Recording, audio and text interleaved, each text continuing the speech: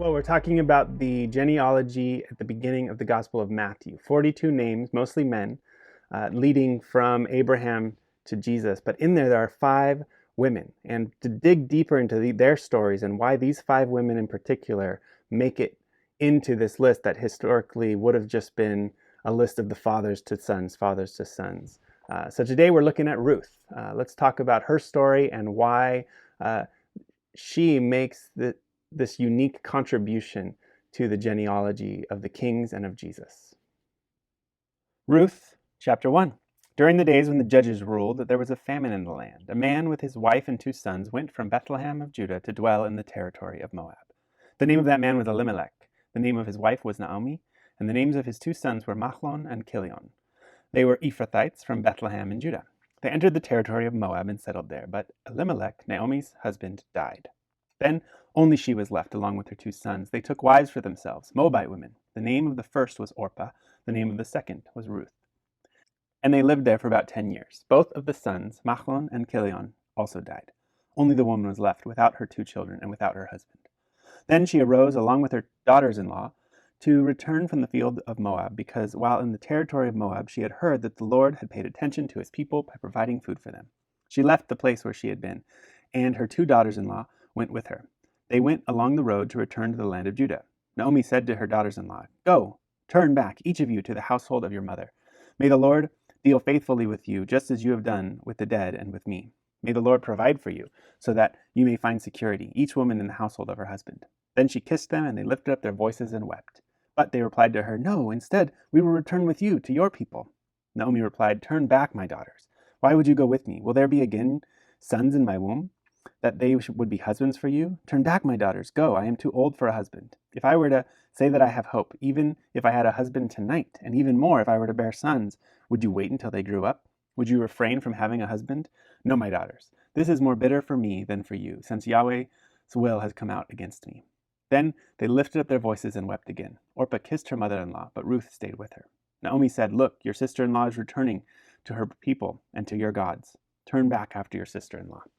But Ruth replied, "Don't urge me to abandon you, to turn back from following after you. Wherever you go, I will go. Wherever you stay, I will stay. Your people will be my people. Your God will be my God. Wherever you die, I will die, and there I will be buried. May the Lord do this to me, and more so, if even death separates me from you." When Naomi saw that Ruth was determined to go with her, she stopped speaking to her about it. So both of them went along until they arrived at Bethlehem. When they arrived at Bethlehem, the whole town was excited on account of them, and the woman of the town asked, "Could this be Naomi?" She replied to them, "Don't call me Naomi, but call me Mara, for the Almighty has made me very bitter. I went away full, but Yahweh has returned me empty. Why would you call me Naomi, when Yahweh has testified against me, and the Almighty has deemed me guilty?" Thus Naomi returned, and Ruth the Moabite, her daughter-in-law, returned with her from the territory of Moab. They arrived in Bethlehem at the beginning of the barley harvest. All right, so we've been focusing in on Matthew chapter 1 and this genealogy. He lists 42 names of a genealogy from Abraham to Jesus, and there's 5 women in the list of father to son that make it into the list. And there's actually, when you look at their story, these 5 women, the 4 in the Old Testament and then Mary, there's some interesting clues as to why these women and not others make it into the list. And one repeating theme so far is that God keeps grafting in Gentiles, those who are not Israel by birth, grafting them into his story, so much so that they become grandmothers of the kings and of Jesus himself. And Ruth is one of these women. So we're going to talk this first chapter. There was a lot of text to go through, but it's such a great story.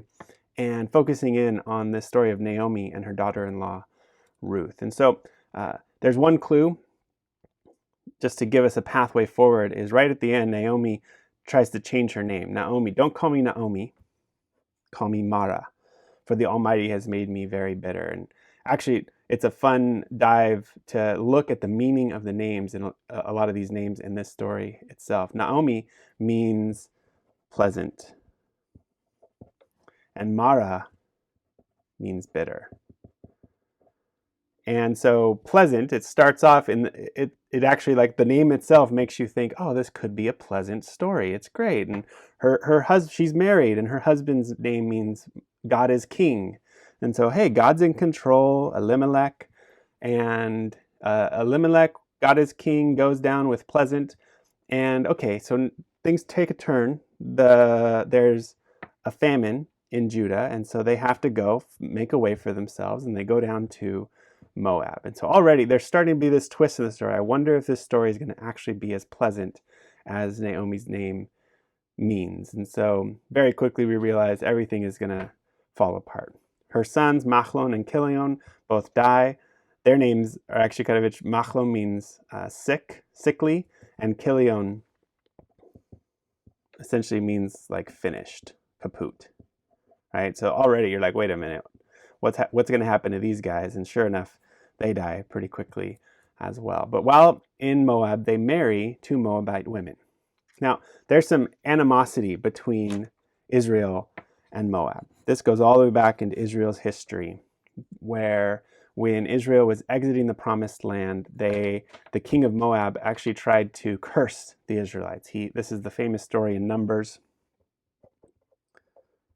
22, where they hire Balaam the prophet to curse Israel, but God keeps turning that curse into a blessing. And then in Deuteronomy, where was that? I think it's 23.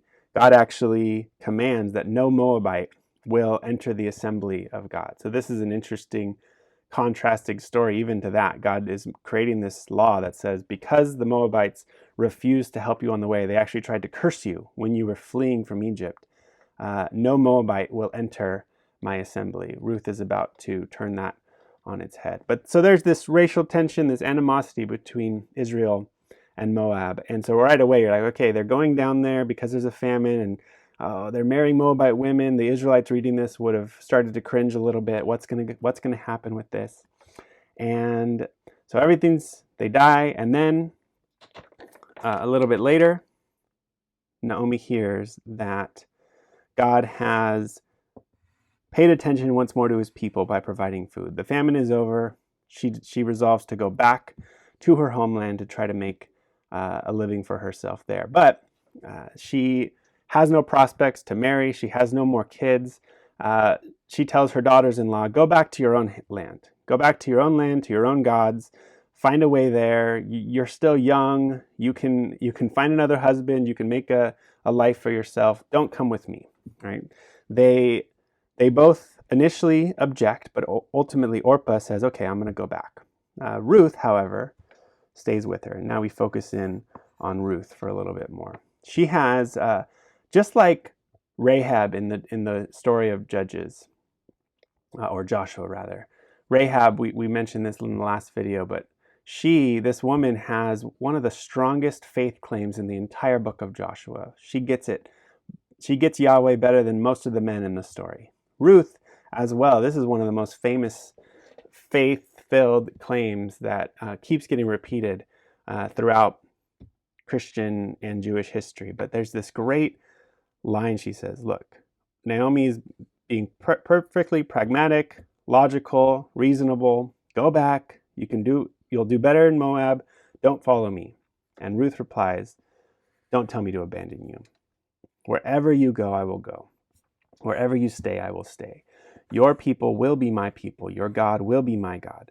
Wherever you die, I will die, and there will I be buried. May the Lord do this to me, and more so if even death separates me from you. And this is just, I want to sit on this for a little bit. And so, again, within that lens of why is Ruth in the genealogy of Jesus in the beginning of Matthew? And I think this is a strong reason why.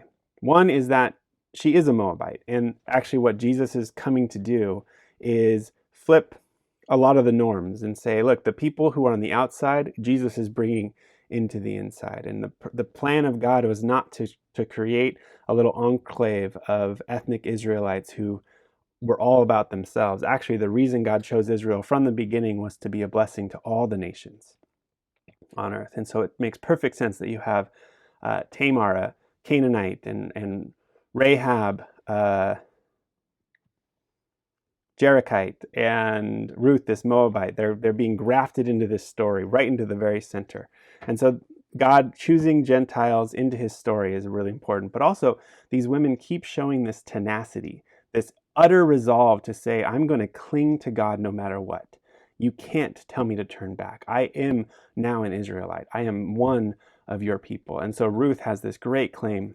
Again, Rahab, Tamar, these women in the story keep doing the same thing, but I think that's part of the reason why Matthew puts them in their story. They're showing this kind of tenacity in their faith, this resolve to say, I will cling to God no matter what. So not only their outside status, their marginalized status, but also this faith status that they're not going to let anyone dissuade them. And so Naomi saw, she was determined, she goes back, and there's this great little, this is just the beginning of the story. The whole rest of the book of Ruth is awesome. But there's this little hint that things are not actually quite as bad as Naomi thinks. So Naomi comes and she changes her name. Don't call me Naomi, call me bitter, for the Almighty has made me very bitter.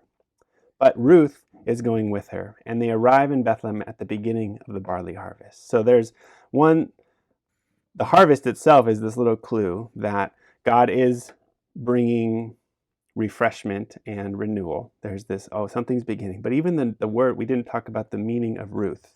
Ruth seems, different commentators try to piece this out. It's actually kind of hard to translate, but there's a fairly good consensus that Ruth essentially means something like refreshment. And so Naomi, who feels like her life is completely bitter, there's nothing for her, God has abandoned her, she changes her name to bitter. But trailing along behind her with this tenacity, this faith, this resolve is refreshment itself. And so Ruth is coming as the embodiment of refreshment, and we're going to see by the end of the story how God actually shows up in both Ruth and Naomi's life. Ruth then becomes the great-great-grandmother of King David, and ultimately within the line of Jesus himself. But I think this first chapter sheds some light onto why God would choose her, this Moabite woman who was on the outside, to be grafted so far on the inside that she would become in the line of kings and in the line of the Messiah himself.